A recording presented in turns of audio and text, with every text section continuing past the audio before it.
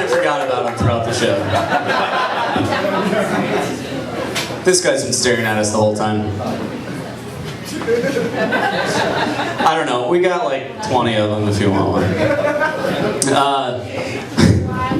Walking up, our next comic is when he has his Jufro, his little pube hairs on his head. He's got a haircut now, so it doesn't really work. But Napoleon Dynamite, just smaller. Austin Man, everybody. Wow. Just gotta visualize what they're making fun of. It's not there. Just visualize it. Hi, everybody. Give it up for Ryan Mawson, everybody. He's doing a good job. He's a very special host, you know, because he's retarded. You know, out of all of his jokes and doodles and conversations I had with him, one of the things that weirds me out the most is like, how the hell are you dating Mallory? She is like so much more attractive than you. Like she's like, you could probably get a girl that's way more attractive than you, but that would still not touch how much more attractive that Mallory is than you. And I tried to think about, like, why on earth is she with you? And I came up with a couple reasons. I thought about it first and I was like, maybe it's a sense of humor, but we all know that's impossible. Then I was like, maybe it's his really cool bike that he rides around town on.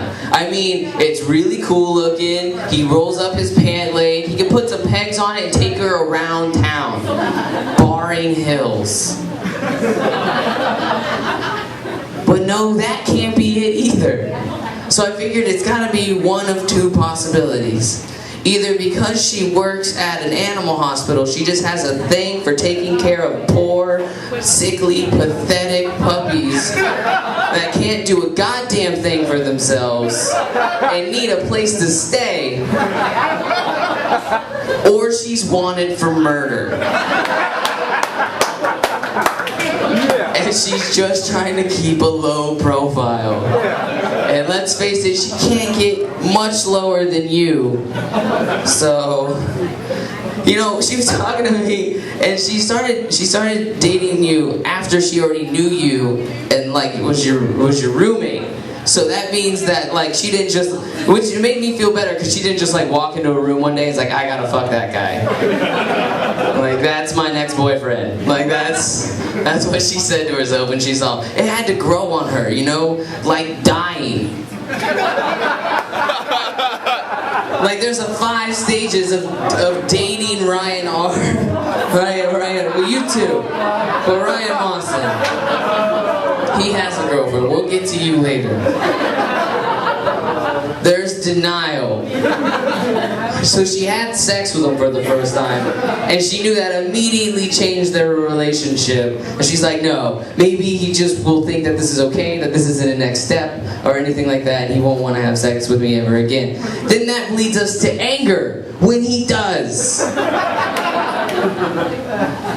And then there's bargaining. She's like, okay, well he is kind of a nice guy. Perhaps like, you know, if I was to let him down gently and explain to it, but no, that didn't work out, which then led to depression, that she was stuck with you forever. And then acceptance is obviously where she's at, where like she's obviously given up all hope on finding anybody who's actually good for her. I was running these jokes by her, and then she says all this making fun of you just has given her a low self-esteem, which actually answered my question why she's dating me.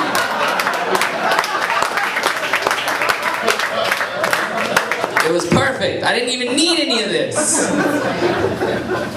Luke Scons is here. Everybody knows Luke Scons, you know. He's that guy that says he's really funny and then never does anything with his life ever. What can I say about Luke Scons that hasn't already been said about an early 1990s Nickelodeon television show?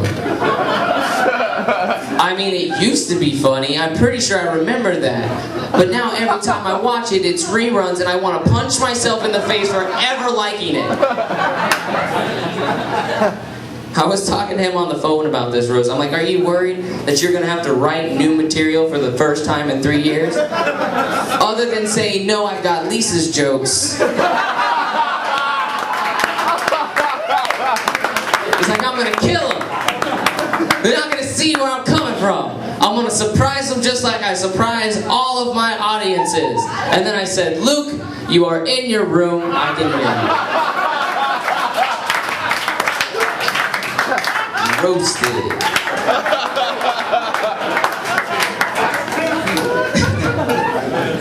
Yeah, that's pretty good. I like it too.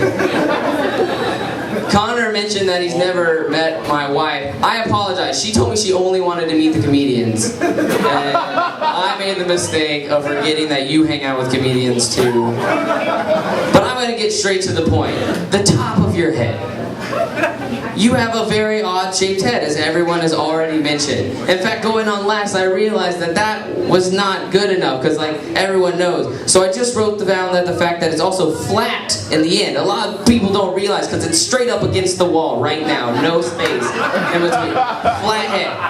I have kids. I know. If you don't carry your kids and you just leave them lying around to cry by themselves, eventually their head gets flat from being on the ground all the time, which explains why you have a flat head is, you know, because you're neglectful parents. That's what I have. But them aside, we also got to go into your voice and how it's annoyingly high-pitched. And I said that you sound like a eunuch Jerry Seinfeld if Jerry Seinfeld made shitty observations and masturbated all day long. Not as good. I want to go back to Luke real quick. No, I'm just kidding. Wafo Manu is here. I had to tell him to come. He was just not even going to come at all, which was a little weird, I thought, because whenever we're together, you always want to come. I don't know. He's kind of a bitch about it, you know? He's like, oh, don't wait. I'm like, okay, I'll get to you. Chill, fucking chill. But the thing about him is his sister is so hot. No, she is. She's African and St. Louis, but not a shitty comedian. She's attractive and all the things like that. And it's really distracting how hot she is, because I think about her and she distracts me every time that I'm trying to have sex with Buafo Manu. But luckily they look a lot alike up in here, which makes it easier when I come on his face.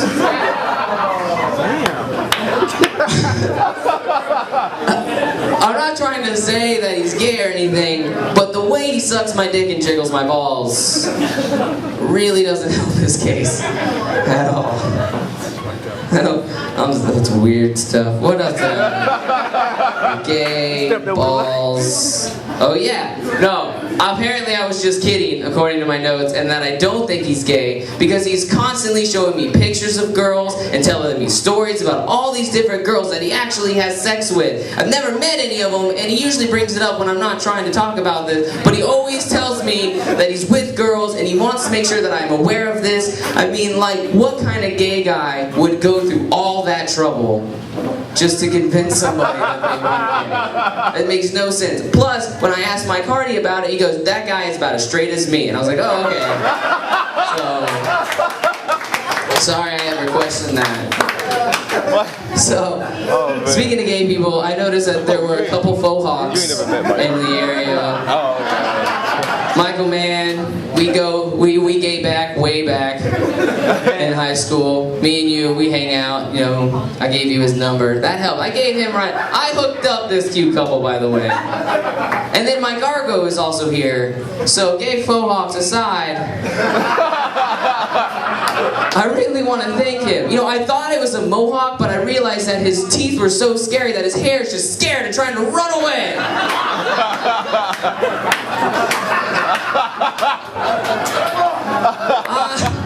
I love Mike Orgo so much. You guys have no idea.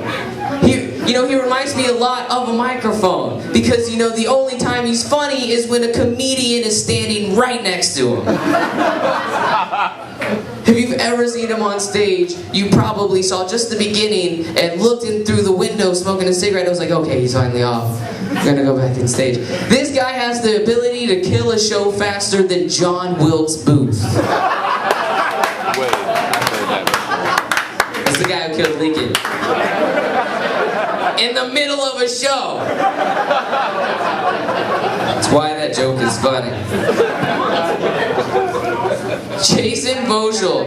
Yo, dude, seriously, for like ever, I thought your name was Josh. I'm pretty sure I still call you Josh. It's probably because, you know, we don't, know each other. And I didn't actually know you're a comedian. Interesting. I had to do some research.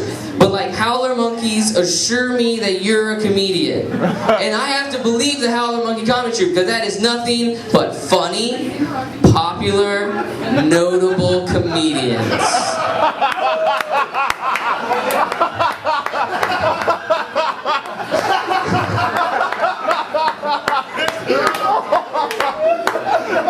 Scott Peavy is Tallahassee comedy. Right? Where would we be without him? Probably much, much further. That's what he gets for going and not being here. You know, somebody already made a comment that you look like Lurch, but you remind me of Lurch. Not because you're tall and monotone, but because you're the least funniest part of the show. Like, I watch the Addams Family, but not for the guy who opens the door. So, which you're really good at, opening doors. That's it. That's all I got from that guy. Pizza Steve. I'm really good friends with Pizza Steve. Did you guys enjoy Pizza Steve's set? Yeah! Man, not a mean word out of the guy. Except to you, didn't that feel like a compliment? It's like, thanks, Steve.